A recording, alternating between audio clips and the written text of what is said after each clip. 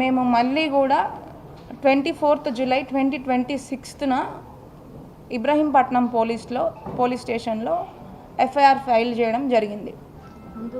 ఎందుకంటే ఇంకొక విషయం, ఈ ఎఫ్ఐఆర్ ఫైల్ చేసే ముందు నేను ఒక ఇంపార్టెంట్ విషయం చెప్దాం అనుకుంటున్నాను మీ అందరికీ. పెళ్ళయింది నాకు 28 మే 2025. అయితే పెళ్ళైన 2 monthsకే నా మీద null and void case Rajiv వేయడం జరిగింది. దానికి అసలు అంటే వాళ్ళు నిన్న చెప్తున్నారు కదా, వాళ్ళిద్దరి మధ్యలో మనస్పర్ధలు వచ్చాయి, వాళ్ళు ఏవో అయినాయి అని చెప్పి. వాళ్ళు మనస్పర్ధలు వస్తే అసలు ఆ ప్రాబ్లమ్స్ ఏంటి, అసలు నేను చేసిన తప్పేంటి? వాళ్ళు పెళ్ళైన 2 monthsకే అసలు నా మీద డైవర్స్ ఫైల్ చేయాల్సిన అవసరం ఏముంది? మరి డైవర్స్ ఫైల్ చేస్తుంటే అది ఖచ్చితంగా వాళ్ళ తండ్రికి తెలియకుండా అయితే చేయరు కదా. వాళ్ళ తండ్రి హెల్ప్తోనే, ఖచ్చితంగా వాళ్ళ కుటుంబ సభ్యుల హెల్ప్తోనే 2 monthsకి డైవర్స్ ఫైల్ చేయాల్సిన అవసరం ఏముంది నా మీద? నేను ఇంట్లో ఉండంగానే ఈ విషయం నీకు రీసెంట్గా తెలిసింది. అండ్ ఆ విషయం నాకు ఇప్పుడు అంటే మరి మీకు పెళ్ళైన మరి మీకు ఆగస్ట్ 2 ఇది ఏంటి పెళ్ళైన 2 monthsకే మీకు తెలిస్తే మరి ఇప్పుడు దాకా మీరు ఉండడానికి కారణం ఏంటి అని మీకు క్వశ్చన్ రావచ్చు.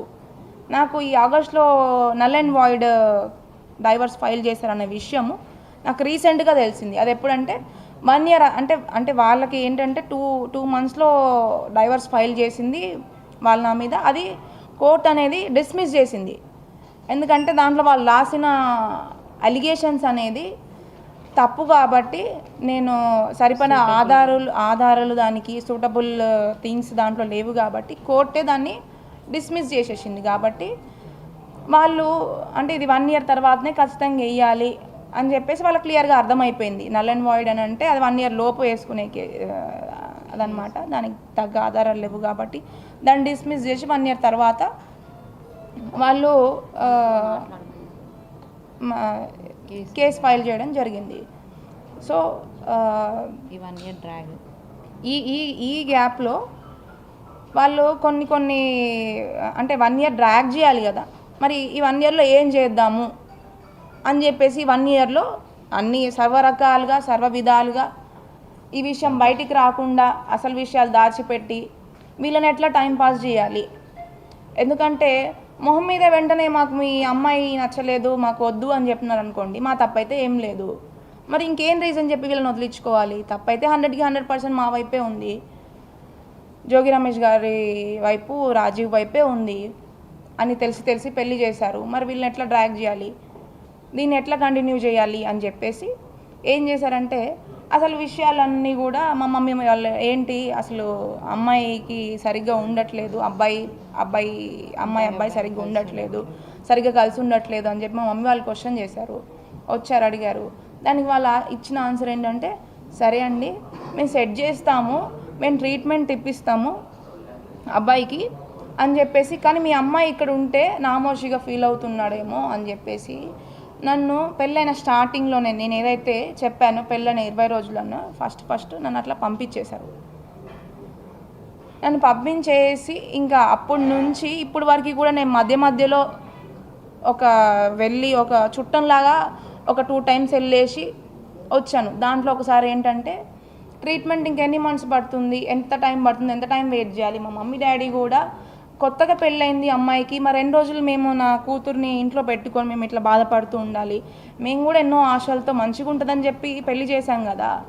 నా కన్న తండ్రిగా కన్న కూతురుగా మా కూతుర్ని ఇట్లా అందరూ కూడా క్వశ్చన్ చేస్తున్నారు. మరి మా అమ్మాయి తప్పేముందో, పెళ్ళైన కొత్తలే ఎందుకు తీసుకొని వచ్చి ఇంట్లో పెట్టారనే క్వశ్చన్స్ రేజ్ అవుతున్నాయి. కాబట్టి అసలు విషయం అంటే అప్పటికి మేము బయటికి చెప్పుకోలేదు. అన్ని మంత్స్ నన్ను పంపించిన తర్వాత కూడా కొన్ని మంత్స్ వరకు నేను మా ఇంట్లోనే ఉండాల్సి వచ్చింది. అప్పటి వరకు మా మమ్మీ డాడీ కూడా బయటకి ఎవరికి చెప్పుకోలేదు, ఇట్లా ప్రాబ్లం వచ్చింది అని చెప్పి.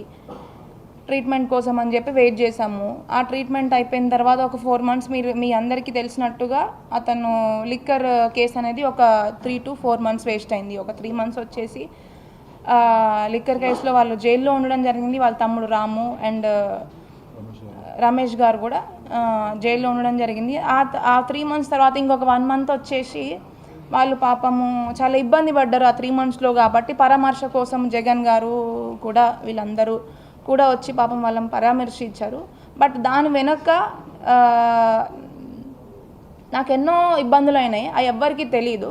బట్ నన్ను కనీసము ఇబ్బంది పెట్టిన వాళ్ళు ఆ సొంత నా అత్త మామ, నా ఆడపడుచు కానీ, వాళ్ళ నా భర్త కానీ, వాళ్ళ తమ్ముడు కానీ, లేకపోతే ముందు నుంచి ఈ పెళ్ళికి ముందు నుంచి వాళ్ళ పెద్దలుగా ఉన్న వాళ్ళ కుటుంబ సైడ్ నుంచి పెద్దలుగా ఉన్న జోగి రాము, వాళ్ళ తమ్ముడు జోగి రాము కానీ, స్వామి కానీ, వీళ్ళందరూ ఎవ్వరు కూడా మరి ట్రీట్మెంట్ కోసం అని చెప్పేసి నన్ను పంపించేసిన తర్వాత నన్ను పట్టించుకున్న వాళ్ళు ఎవ్వరు లేరు.